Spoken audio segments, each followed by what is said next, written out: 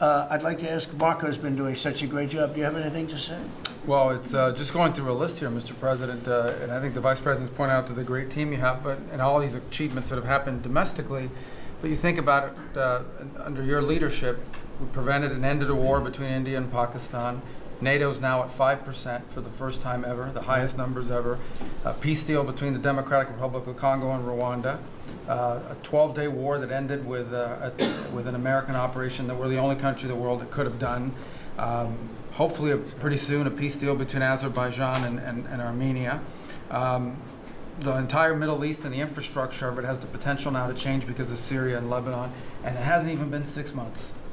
Sure. It hasn't even been 6 months, so it's a great testament to your leadership in this team. Well, thank you very much, and you've done a fantastic job. Could I just ask Linda, she's involved in so much, she's so talented and so good, and she's working on a couple of little things like Harvard, who was given $5.5 billion over a short period of time. We caught him on that one, that's crazy, but you're working on so much, you want to bring education back to the States. How are you doing? Well, absolutely, and thank you for the opportunity. I think on the big, beautiful bill, what we saw, with school choice, that's finally on a national basis at the state level, but there are opportunities now for scholarships more and more often for kids who are in schools. It's going to be a big turnaround.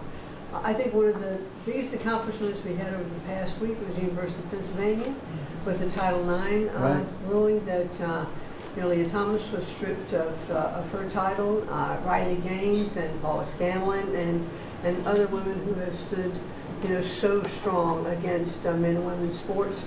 And when you put out the executive order, that just solidified and gave them the opportunity. So those are a couple of really, really big wins, and thank you for that opportunity. And how are you doing with Columbia and Harvard? We're negotiating hard. I think we're getting close to having that happen. It's not wrapped up as fast as I wanted to, but we're getting there. Okay, good. And you've done a fantastic job. Thank you very much. You've been a good team. Yep, you have a great team. Around this table, a lot of people would help with that. That's right. Thank you very much.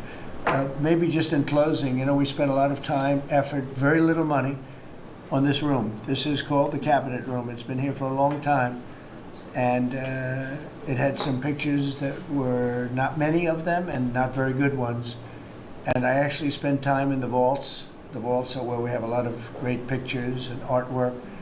And I picked it all myself. I'm very proud of it. That's Andrew Jackson, the great Andrew Jackson. That's a gentleman named, and we call him President Polk. He was sort of a real estate guy. He was, people don't realize he was he was a one-termer, but he was a very good president. And I'm not sure I should be doing this, he actually gave us the state of California. He was the one. He was the one that helped it out. So I'm not sure, maybe he won't be there for long. But if you notice, the frame is the exact same size almost as the other one is Andrew Jackson. So that was a part of the reason too, I have to be honest. But Polk was actually a very good president who's got the same frame that I needed, okay? And up here you have the original George Washington right behind the light. And then you have Dwight Eisenhower, who was a very underrated president, built the interstate system, and he was the toughest president, I guess, until we came along. But I don't mind giving up that crown, because I don't want to be too tough on it, but we want to be humane. But he was the toughest president on immigration. He was very strong at the borders, very, very strong.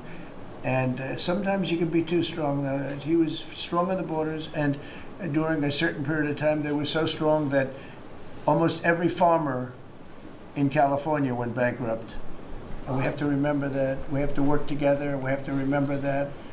If you like this video, then like, share and subscribe to ET Now.